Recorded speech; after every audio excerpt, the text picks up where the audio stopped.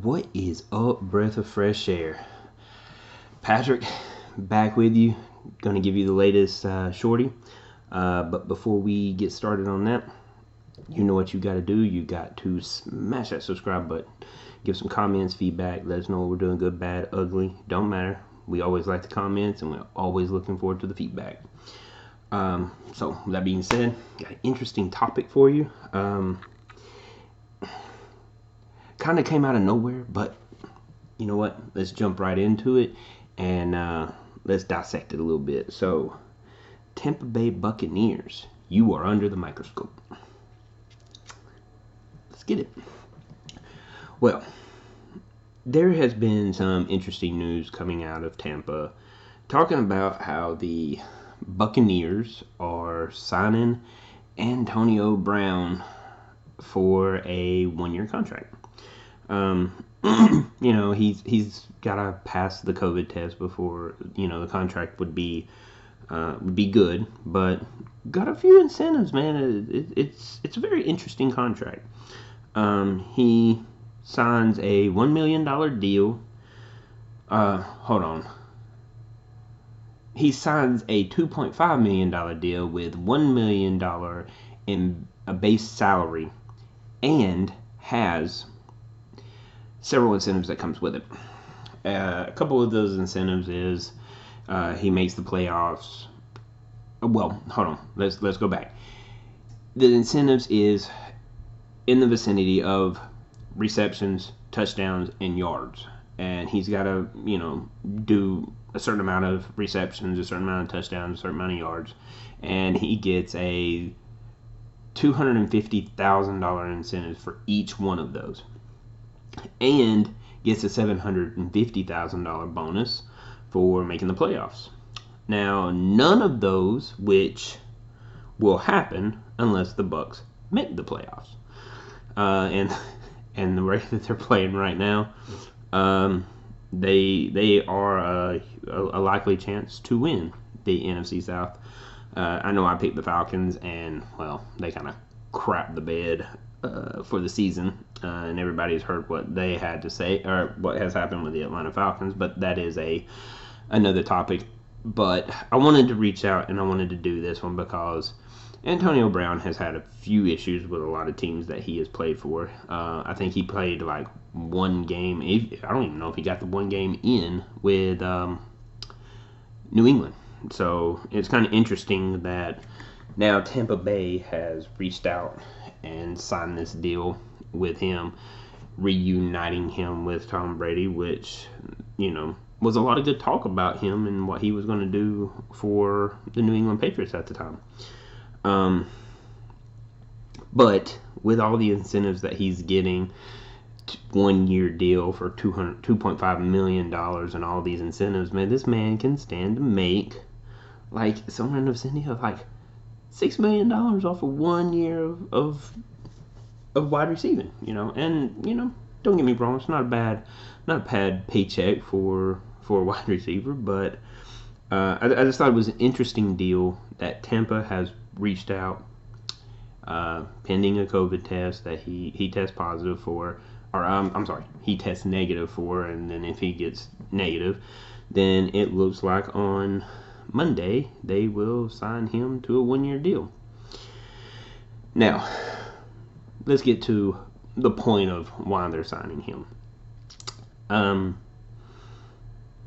Putting Antonio Brown with Mike Evans, oh man, let me just say, this makes Tampa very dangerous.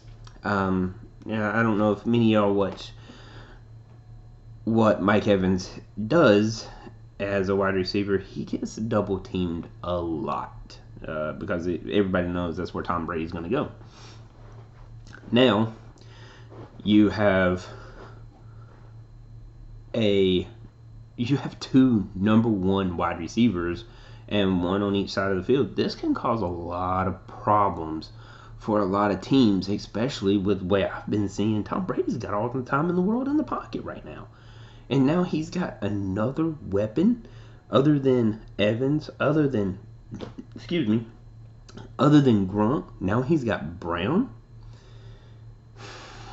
I mean, okay, so this team is 5-2, and they got the Giants on Monday, and I mean, come on, they were a heavy favorite to win to begin with. Now they got Antonio Brown.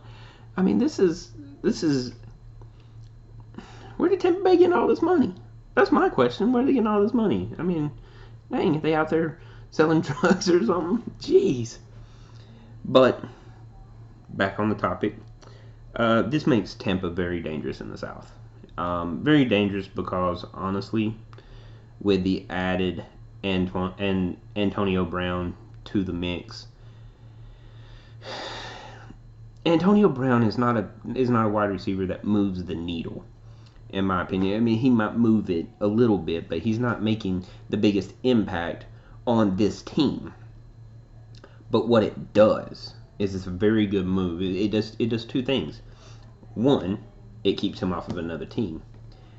But more importantly, it puts him on a team now that gives single coverage on both sides of the field, single coverage to Evans, and now single coverage to Brown. He may not move the needle on many teams, but I think, I think Brown moves the needle for Tampa a lot more than most people were going to think. It's showing that Tampa really doesn't have a good or a lot of competition in the South, NFC South. Atlanta sucks. I don't know where they're going. I don't know what they're doing with the firing of Dan Quinn. The Saints are probably their bigger contenders, and Carolina, who knows?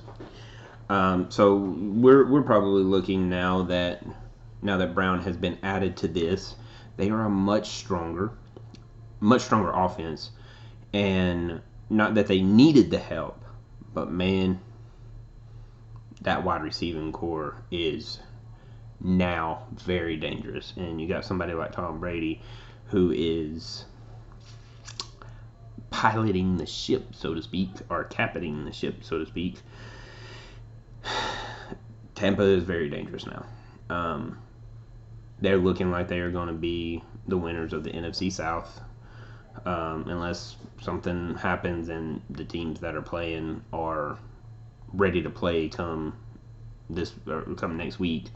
I haven't looked at all the scores yet for what anybody in the NFC South has done yet, but it looks like Tampa is starting to become a heavy favorite, and with the money that they're spending, they're putting money in the right place right now. So kudos to Tampa, and truthfully, I hope they keep it up, man. I wish the other three teams would try to keep par with them, because that, if they would have kept par with them, the NFC South could probably be the strongest in the NFC if the other teams can keep par. But hey, look, Tampa's setting the bar, and they're setting it high. So Carolina, Atlanta, and the other one, can't even think of it right now. Y'all Saints, y'all better step it up, because I think Tampa's for real. And truthfully, I think the signing of Brown is more of a we're out to win the Super Bowl. So hey, good luck, Tampa. I hope it all works out for you, because y'all spending a lot of money, but y'all, it sounds like y'all are trying to win it this year. So hey, good luck with you. Anyway, that's what I'm breathing on.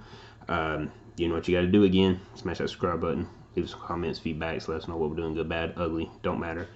And we're always ready for the comments, and we're always looking forward to the feedback. So y'all have a good rest of your week.